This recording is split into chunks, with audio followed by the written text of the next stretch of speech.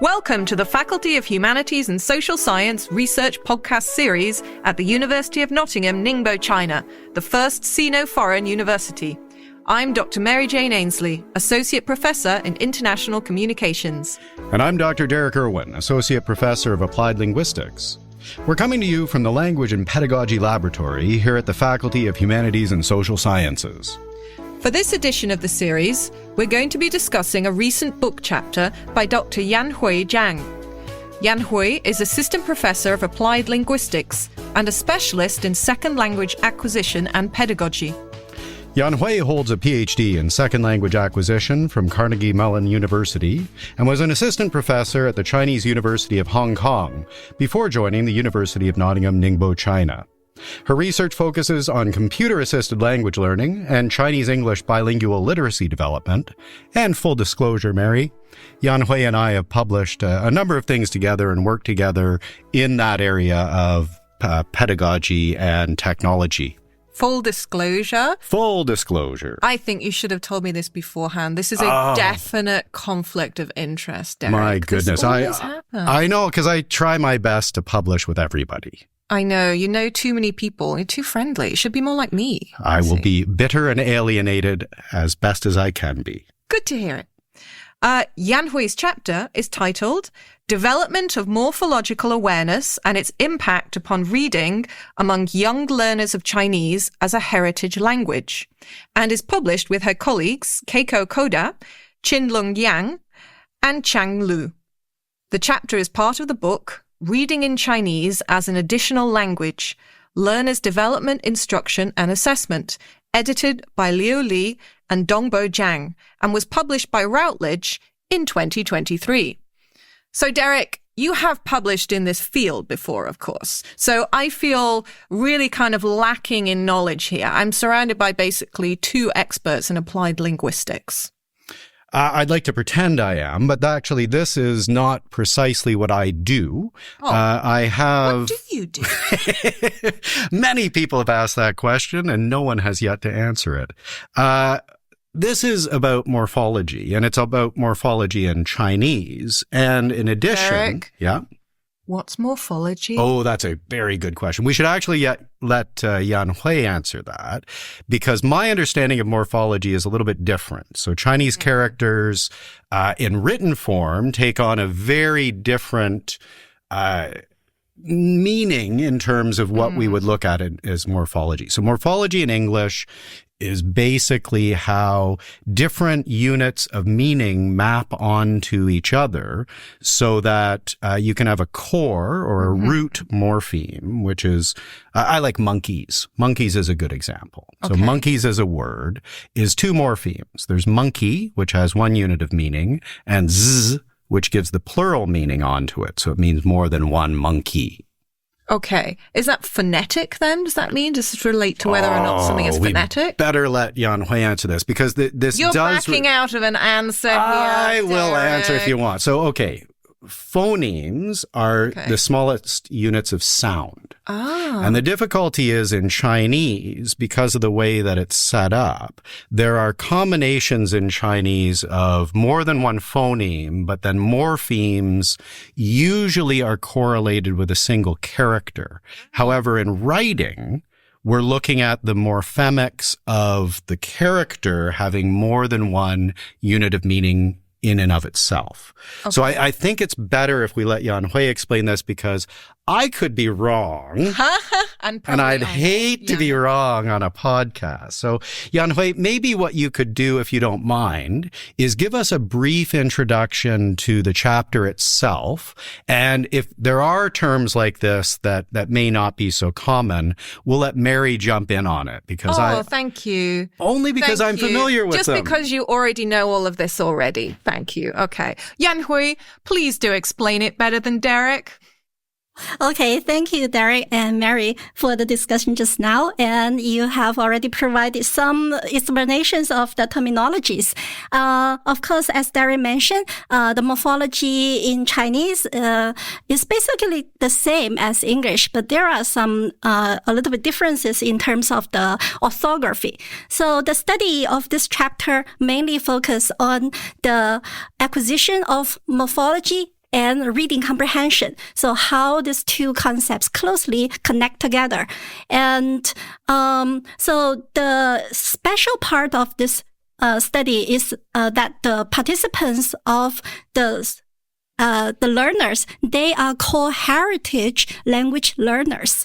So I think this was the part of the paper that interested me the most, because when you say heritage language, you're basically talking about Chinese people who are in the Chinese diaspora. They live internationally, but they are still learning Chinese and learning to read and write Chinese. Is that correct? Correct. Yes. So this heritage children, mostly children, because the children, they grow up in the family who speak Chinese, but they have to learn how to write Chinese in the school, because at home they are pretty fluent in communicating in daily language with their parents and their relative and the community.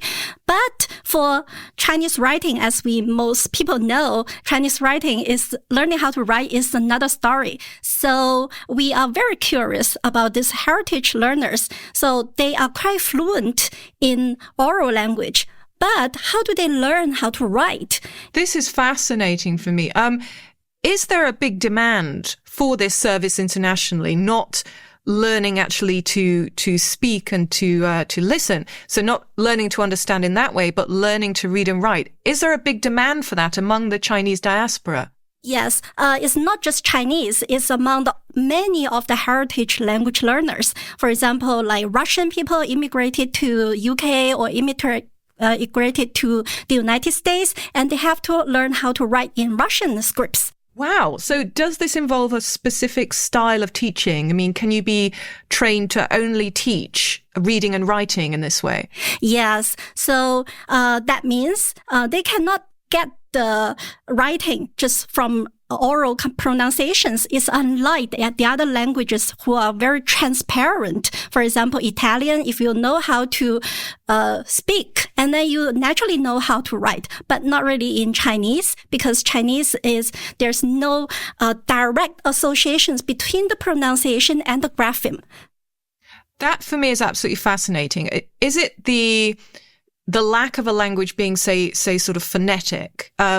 Because myself, I can speak pretty good Thai from when I lived in Thailand. And I learned to read and write a little bit as well. And the reading and writing wasn't very difficult once you'd actually learned the alphabet and you'd learned all the vowels to go with it, because it was mostly, not always, but mostly quite phonetic. But I guess that's not the same with the kind of languages that require this separate reading and writing tuition. Yes, that's why we want to study Chinese, because Chinese offer a very typical example that people, they know how to speak, but they not necessarily know how to write the characters. Thank you very much. I think you've sort of outlined why it is necessary to make this study. Could you give us an actual overview then of actually the paper? So what was your main argument? What did you actually find out? Okay, yes. So the paper is mostly about using the heritage language learners, Chinese heritage language learners, as a specific target to understand the learning of orthography. Okay, so this orthography, they mean like the learners, because Chinese is a very special language, it doesn't, the phoneme and the grapheme doesn't really correspond to each other. So it means that learners, they know how to speak the language, but they have to read a lot. They have to acquire the orthography from print. Okay, but the heritage learners, unlike those Chinese children born in China and grow up in China, they are exposed to the spoken language and the print at the same time. But in the heritage language learners, they have very limited exposure to prints. So how do they learn how to write? And what's the role of morphology play in the learning of orthography? And would the kind of development how different this kind of development be from the native children who study Chinese in mainland China? So we want to know more about this. And this is a very unique angle to look into the problem from this heritage Chinese language learners. Fascinating. So why specifically did you become interested in the heritage language learners? Was this a personal thing? Did you know somebody, or one of your co-authors know somebody who, say, grew up in this situation, or did you observe it as a teaching technique? I'm really interested as to how you got into this, because clearly as well in the paper, you had access to language learners, weren't you? You were able to go into a school, yes, and actually test the children there. So could you tell us more about maybe why you were so interested in this and how you got access to these participants? Yes. Okay. So these participants are quite normal in the US and in other English-speaking countries. A lot of parents, they immigrated or they study in the US, and then their children grow up in the US, in another country. And because of the unique aspects I mentioned in Chinese, so the parents always want the children to develop writing skills. They want the children to learn how to write Chinese, but not just like how to speak fluently, but never know how to write. So they want their children to learn such skills. And there are this kind of weekend schools organized by volunteers. So these volunteers, they are parents of the Chinese families too. So they develop this kind of weekend schools and teach children Chinese culture and Chinese language in the weekends. So it's in the spare time when the parents they have finished work, and in the weekend they will send their children, and sometimes they have to force their children to go to these weekend schools and learn how to read and write. Okay. But the parents, they are very confused too, because they're not really trained teachers. They just follow their intuitions to teach these children. And the teachers there are also parents. Okay, they're not really professional teachers. This sounds like a lot of effort for both the parents and the children. So they must have been really passionate that their children actually continue doing this. The parents have a lot of motivation, but sometimes not really the children. That sounds pretty familiar, actually. Yeah. True. So how did you gain access to this school? Did you sort of just walk in and say, hey, I'd like to test your children? How did you get these participants? We got very curious to these participants and to this population of children in the city. And then we just stopped by to the school in the weekend. Yeah. And then, but they like our involvement in their study too, because they want to understand their own children and how they can do better. And they want us, this kind of linguists, applied linguists, to help them to observe the patterns of the children's growth and let them know what's the difficulties of the children's learning and how they can improve. That's why we can get access to the children and run some experiments on them and observe their learning. And so that's why we come up with this paper. It sounds like the parents were very happy to have you there. What were the children like to you, though? It sounds like they're less enthusiastic about having to study linguistics on a weekend. True, especially the children when they grow up. For the population we were observing, they are okay because they're 9 to 12 years old children. They're still young. Their parents can still force them to go to the school to learn Chinese reading and writing, but not really the older children. Yeah. So the older children, they will give up. And they have a lot of arguments with the parents. So one thing I was curious about, Yanhui, because there's a tension between the kind of diaspora community in Chinese and the mainland, in the sense that there may be differences between the traditional characters and the simplified characters. And I noticed some of the examples in your paper were using traditional characters, not simplified. Does that make a difference in terms of reading acquisition? Because, of course, the mainland changed their writing system with something like 800 of the most common characters to allow literacy to be simpler. And we're demanding outside of China that a lot of these communities learn the more complicated traditional characters. Yes. Yeah, that's a movement of the Chinese government trying to promote literacy. And the simplified characters actually is a good simplification system, follow a very good simplification system because after the change, after the characters are simplified, they are more systematic. Yeah. So we all know that Chinese characters have several formation patterns. Well, not all of our listeners might know this. So let's jump in and you can explain the kind of how a Chinese character might have a meaning symbol and a sound symbol and other elements, perhaps. Yes. Chinese characters has several different kinds of formations. And the majority of the formations, characters, they are composed by two parts. One part represents, is called the semantic radical.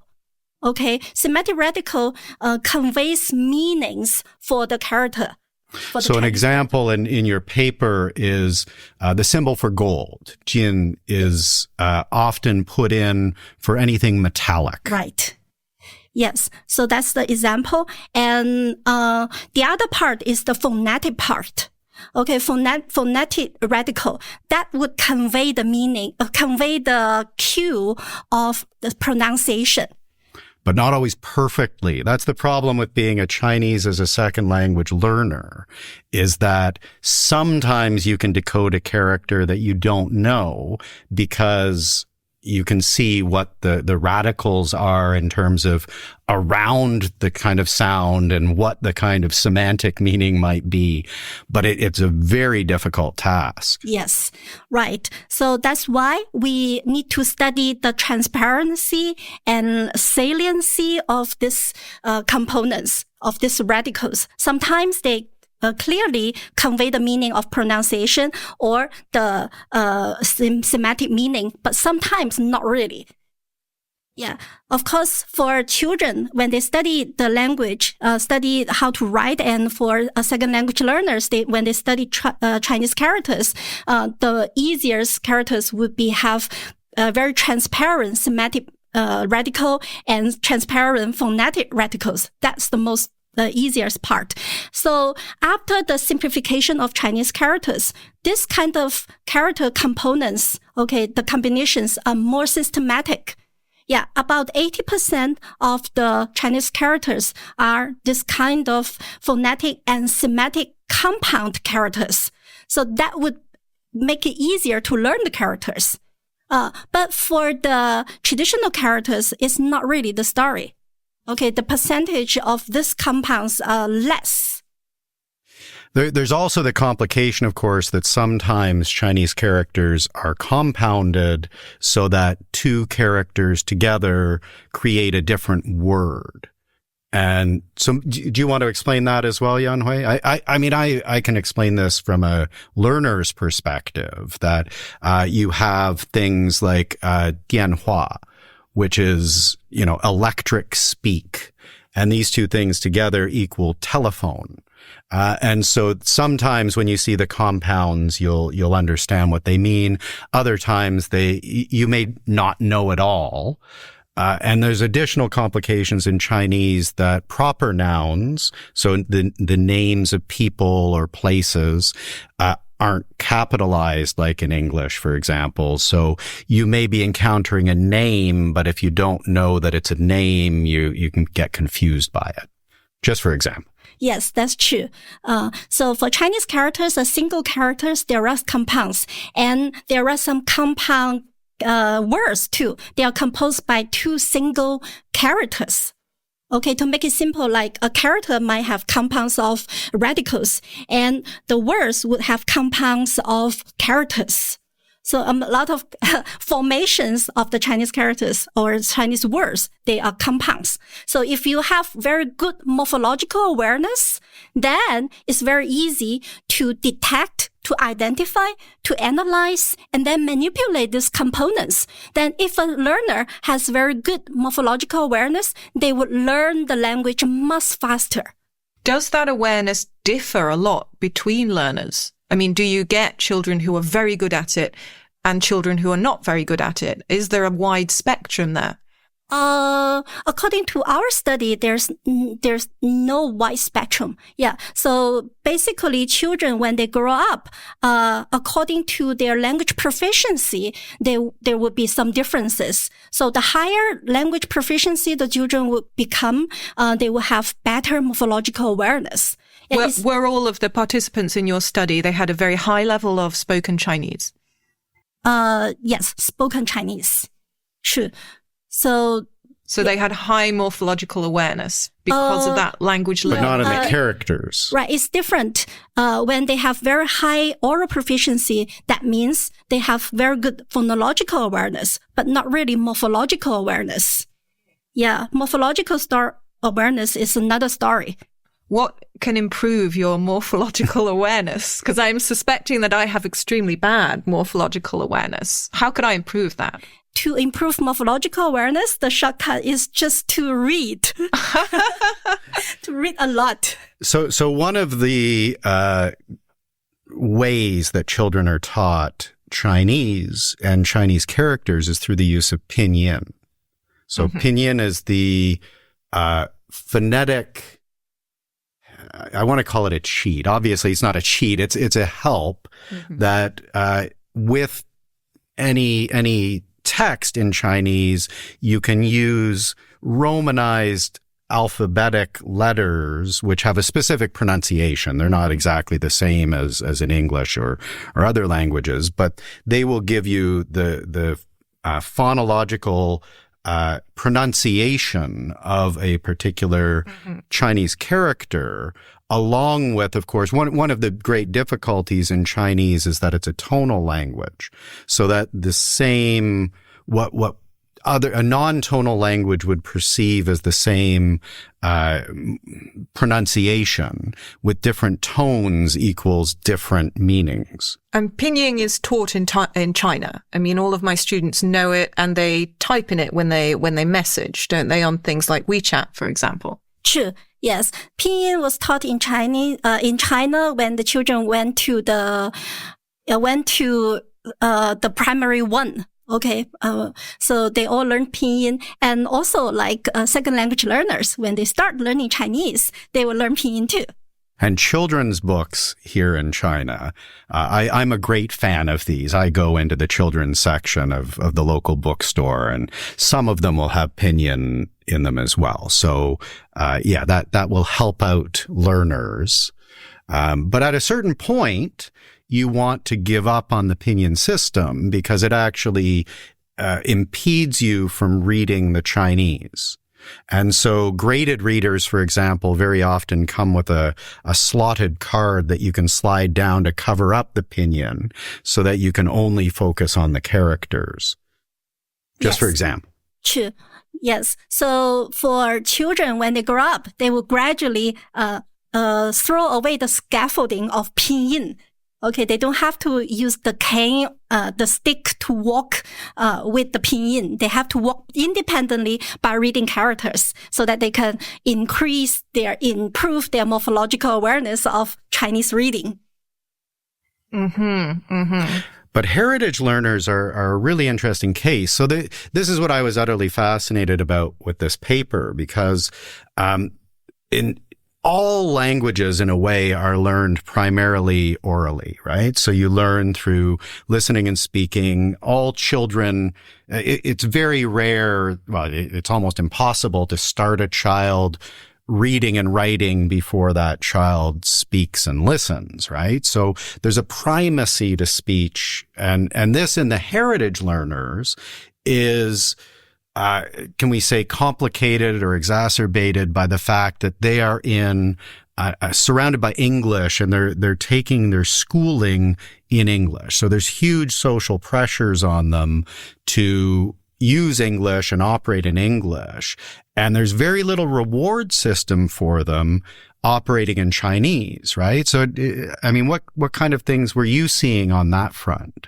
Yes. For these children, because as Derek mentioned just now, the children, they only use Chinese at home. So this is a home language, but the societal language is English.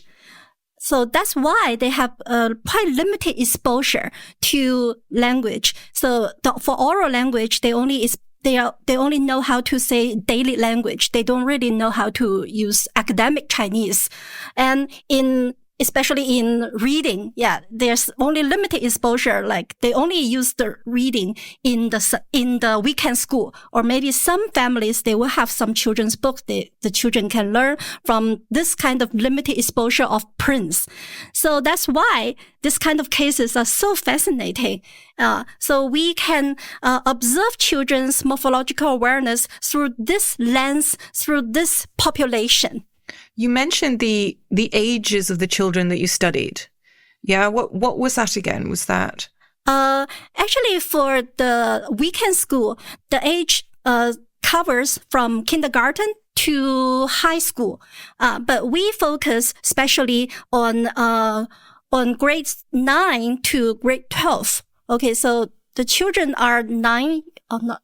Grade 3, 4, and 5 in this paper, I believe. 5. Yeah. Yes. The children, they are 9 years old to 12 years old. Okay, because that's quite a small age group, sort of age range. We purposely chose this population because children at this age, they gradually turn from reading to learn to learning to, They gradually turn from learning to read to reading to learn. There's a transition happen in this age group. So that's why we chose this age group as our subjects. I was quite interested in what I sort of asked about at the beginning, which was the motivation of the children as well. And did you notice any change in motivation the sort of older they got? Because particularly with kind of language learning, I know that what has been noted is that the motivation of children to learn tends to get higher as they get older. You know, sort of when you're younger, you don't really understand or see the benefits of having this. And then as you get older, you do. So I was interested if you noticed anything about the motivations of the children, because the parents are very clear, but maybe the children less so.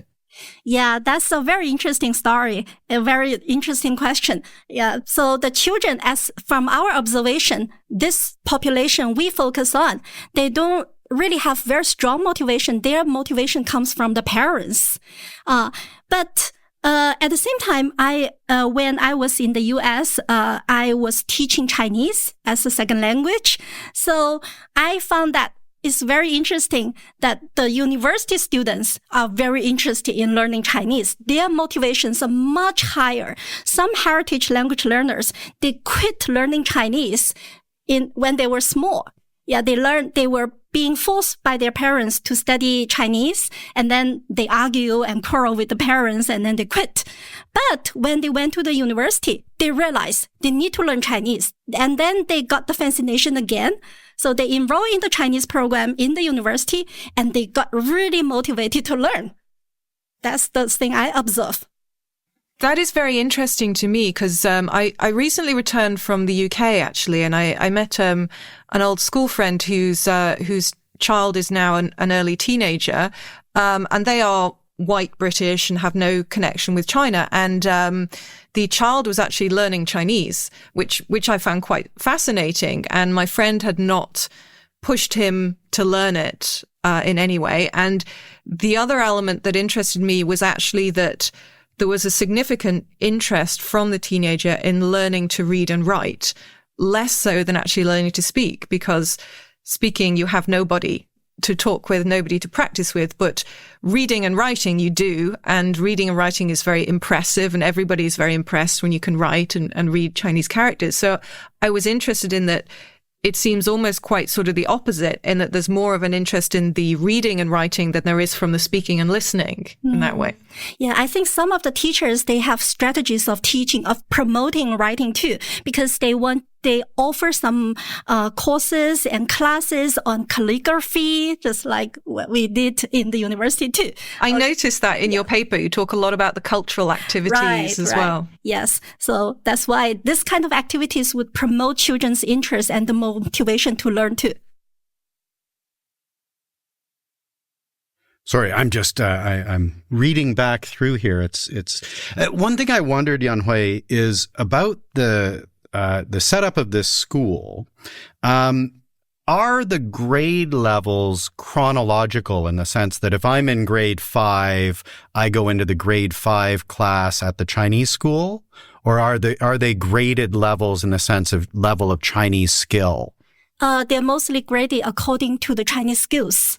Oh, okay, cool. So I could go and be a kindergarten child in one of these schools, or I think you're pushing it, Derek. Okay, I could be grade 2 or 3 probably. So this is based on skill in the heritage. So how diverse are the classes then in terms of age level? Not too diverse, because the parents, when they wanted to send the children to the school, they just did it in a certain age. They started from a certain age, and then the children gradually move on to a higher grade.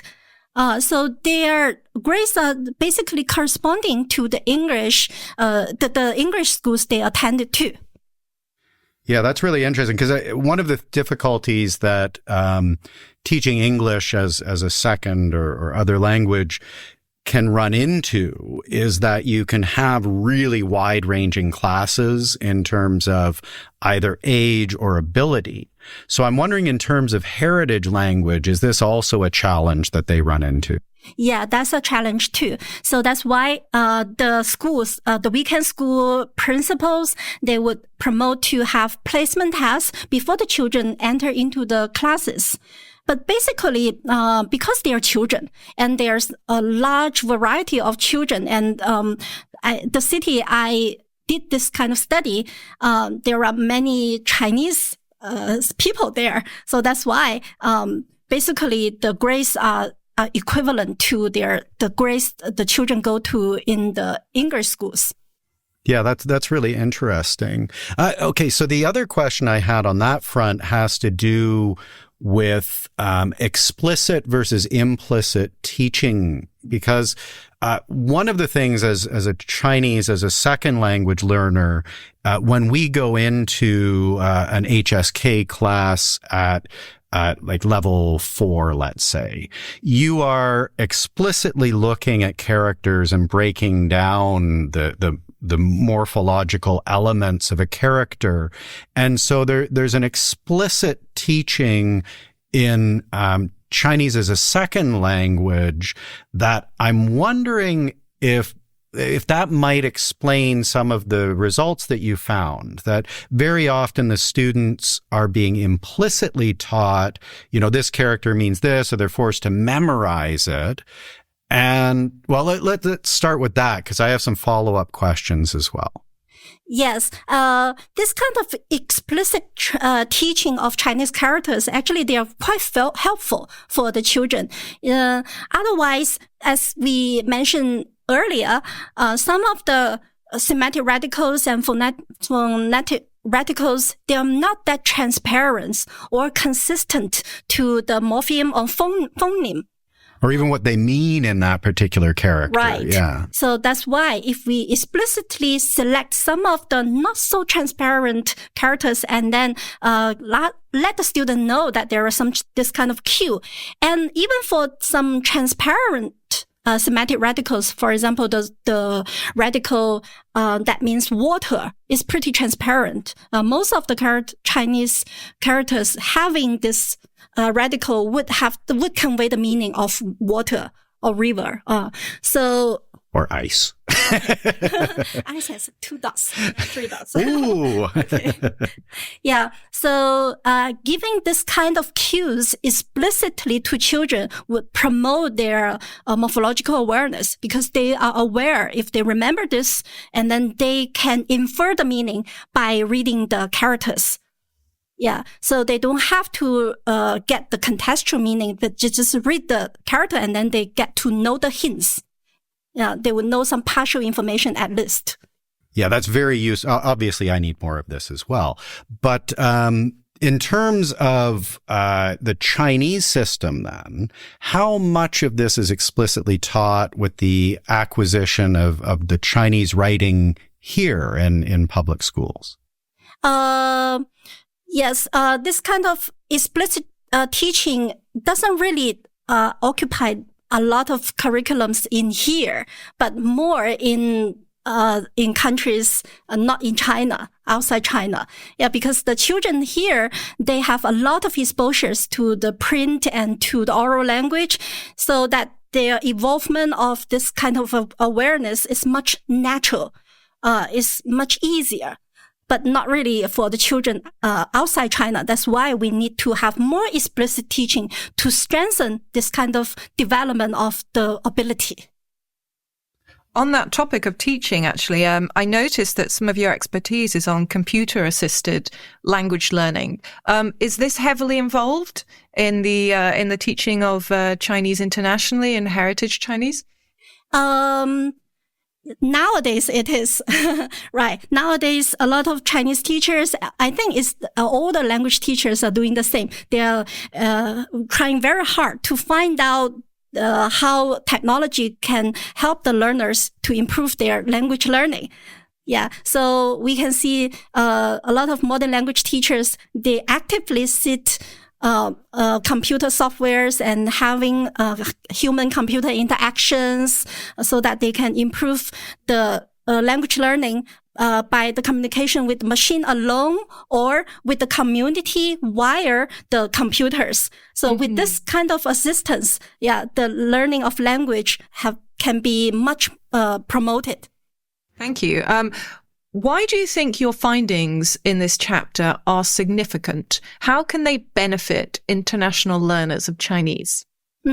Yes. For my study, as we mentioned just now, this is the focus on heritage language learners. So, as we might know, in the US, they wanted to encourage a lot of people to learn foreign languages, not really in the past, because in the past, American people, they are so proud of English. They didn't really want to learn other languages, but not really after 9/11, and many people, the government tried to promote foreign language learning. So, if we ask, non-Chinese speaking children to learn Chinese, we will have to put a lot of efforts. But if we rely on the heritage learners to improve their Chinese or other languages, right? They improve their heritage language learning. So that would be much more effective. Were there any practical recommendations you have for a teacher of heritage language Chinese? Yes. So for that, we will encourage the teachers to make very good use of the resource, because the children, they have the resource of both Chinese and English. And as I mentioned in the paper, actually some of the reading skills can be transferred from English to Chinese. Yeah. For example, the children can know more about the content of the reading by getting the gist. Okay, so this kind of ability transfer from English, so that the children, they don't have to learn how to read like from the scratch. Yeah, they will have another level that can be a more holistic level that can be transferred from the society language. So if the teacher can make good use of both of the resources, English and Chinese, so the language teaching methodology can be much improved, so that the children can learn much more effectively this way. I noticed that the chapter is part of a wider book. Yeah, the book is Reading in Chinese as an Additional Language. Is this a growing body of literature right now? Are there a lot of publications coming out on this subject? And if so, why? Yes. So, true. This kind of subject is getting more and more scholarly attentions. Not just because of morphological awareness, also because of the close relationship between the morphological awareness and reading. Yeah. So because, a lot of people, they realize if we want to develop reading, just read alone, would not help that much. So we need to have some studies on, how to analyze the language. So linguistically, how do we analyze the language, and then combine with the interesting reading materials so that, reading can be further promoted. And this is one aspect. Okay. And, there are some other reasons why this kind of literatures are attracting more attentions. Yeah. So another reason I mentioned just now is that a lot of bilingualism and multilingualism are being promoted nowadays. So many people are learning several languages nowadays. So how do we promote this kind of multilingualism and multiliteracy? That means the ability to read and write would be quite important too.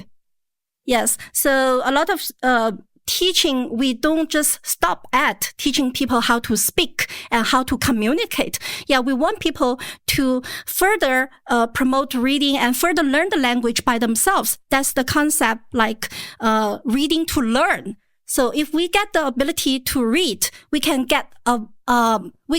learn extensive knowledge by reading. So reading literacy would be quite important. So that's why this kind of study, learning more languages and learning multilingualism are so important nowadays. I really like that importance placed upon reading. So I'm sure there are lots of parents listening to this, and so the message is make sure your child is reading. Basically, I think. Also, looking at the wider book again, how did your paper come to be published in this collection? Did you see a call for papers, or were you invited in some way? Can you tell us a bit about the journey to publication? Because there's not just you, there's a few authors on this paper, isn't there? This paper is an invited publication. Yeah. So we had a small community who work on the reading of Chinese and the development of heritage language. And then the two editors, when they tried to publish a book on this topic, they invited all the people they know in this field. And then I'm one of them who are being invited. So we contribute to this chapter. So there are 3 of you writing this together. Is that right? Sort of 3 authors on this chapter? 4 authors. 4 authors yes. on the chapter. So can you tell us a little bit about your co-authors and how you came to work together? Okay. The second author is Professor Keiko Koda. She is the very influencing person in the study of writing, orthography, and second language reading. And she authored a book, a classic in the field. It's called Insights into Second Language Acquisition. Insights in Second Language Reading. Okay, that's the title of the book. Of course, she contributed a lot in terms of the theory in the book chapter. And another 2 authors, one of them is called Qinlong Yang, and he is a psychologist. And he had been working in the psychology of reading and a lot of behavioral experiments on reading. So he was quite interested in the chapter, and then we collaborated to run the study together. And another author, Chan Lu, and she had been in the field of Chinese reading and Chinese orthography for a long time. So 4 of us, we met together when we were in Pittsburgh, Pennsylvania, United States. And so we found our mutual interest together, and then we worked together for this project. This sounds like a collection of very heavy hitters, I have to say. They all sound very prestigious academics, the group of you working together here. I like the idea that there is also a small community of you who's interested in this topic. However, you've talked us through your findings and through your processes. Has there been any actual criticism of the article? Has there been any conversation that has been started by this? Is there any limitations, any invited critique that you can think of? Yes. One of the important critique is about the comparison between the heritage language learners with the native language speakers in Beijing. Because some people say that, maybe they are not really comparable because they use different materials, right? The comparison from Beijing, their data are from another study. So, of course, for our study, we use the experimental materials. We we take a reference of that study, but they're not really exactly the same materials, because for our children, we have to adapt some of the content and some of the text. So some of the critics come from this. And I think this is a major criticism, whether the two populations are really that comparable. That's a really interesting point. I mean, do you think that is valid? And how do you get around that? As far as we are concerned, we regard this as valid comparison, because the ages of the children they match together, and then the nature of the experiments, the nature of the test materials are similar, very similar. We try very hard to match the two. Although they are not exactly the same. Because this is not the kind of laboratory study, it's very hard to make everything exactly the same. So we can just ensure the most parts are the same. So we are still confident the two studies are comparable. There are so many variables in this type of study as well. I admire it because there's a lot of ground being broken here. The idea of studying heritage learners is particularly fascinating because they are fundamentally different from all sorts of other learners. And so any insights you can gain there is important, I think. But I was wondering about the Beijing cohort. So they would be speaking Mandarin and then studying in Mandarin. So they don't have the same potential issues as other communities where the spoken language is actually quite different than the system being used to write, or even, in Hong Kong, you have Cantonese speakers who are studying in Mandarin, and there are difficulties between even different versions of Chinese, are there not? Right. There are differences of different versions of Chinese. And especially the version in America and in the heritage children. Of course, the language they use are mostly daily language. So the children in Beijing, they use a lot of academic language because the children, they have to learn how to write compositions in Chinese. Of course, in Hong Kong, it's totally a different story. Yeah, because in Hong Kong, children, they don't learn how to write Chinese characters through pinyin system. They just learn it. Yeah, that means the children have to force themselves to use rote memory to memorize the Chinese characters. It's all very difficult, but nevertheless, being able to give us an insight into this community and show some of the differences, I think is quite fascinating. So the real question, Yanhui, is where do you go from here? So are there any plans to expand the study into different realms, use different populations? I was fascinated by this because, of course, it is an English-speaking community in which Chinese is being learned. Are there any other places you could take it to, for example? There are many extensions for this many possibilities for extensions for the kind of study. Yeah, we can compare the children with adults and compare the heritage children with adult second language learners. Yeah, to see how they learn the language, how to learn how to write, similarly or differently. And also, we can also take another population like children with disabilities. Yeah. So we all know that there are people, there are more and more children with autism or children with dyslexia. Yeah. How do they learn how to read and write? Yeah. So we all try to understand this kind of learning and their trajectory of learning, the unique forces involved in this reading and learning capacities, how they develop these capacities. Does your team have specific plans to move things forward?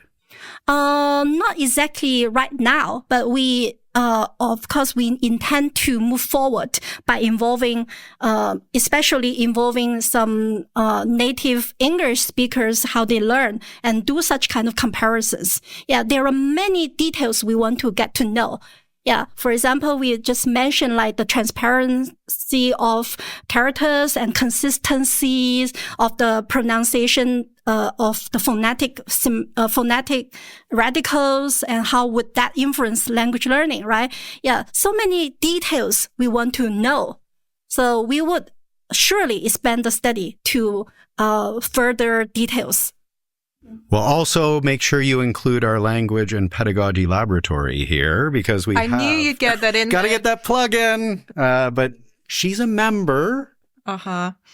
I was actually more interested in, do you have any plans to study the context here? Because when I sort of walk to work in the morning, I hear so many different languages from so many different people from different backgrounds. And people here, including the children that I see on campus, speak often 3 or 4 languages. So do you have any plans to study perhaps a population closer to home, maybe? Yeah, sure. Yeah, I have some collaborations with the language centers here. So we have already studied the students here. Okay. Yeah, how do they study a third language? And I also have another study that studies Ningbo children and how do they learn their dialects, Ningbo dialects. Yeah. So because like a lot of parents, they don't want their children to speak dialects. So the parents always speak 普通话 with the children. Are you a Ningbonese speaker yourself? I'm not, but I have my research assistants. They are all Ningbonese. Yeah, they were helping me to collect data and analyze the data. Yeah, we were trying to develop corpus and then use the corpus to study children's dialect learning and university students' third language acquisition. Thank you very much. We're very happy to see where you go in the future with this, and please do come back and share your future research with us, Yanhui. Thank you very much. Thank you very much, Yanhui. Surely I will share more of my studies in the future. Thank you for the interview today.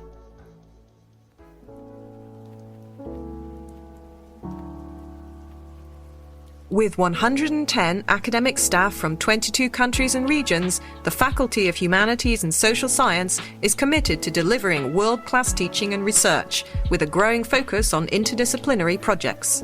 Our faculty includes the School of Economics, the School of Education and English, the School of International Communications, and the School of International Studies, as well as the Language Centre. We are committed to internationally renowned and excellent research in a thriving transdisciplinary environment of outstanding individual and collective research. Our faculty is home to a number of groundbreaking projects, including but not limited to digital heritage, game cultures, the historical and contemporary Silk Roads, health economics, cognitive neuroscience of language, and gender studies.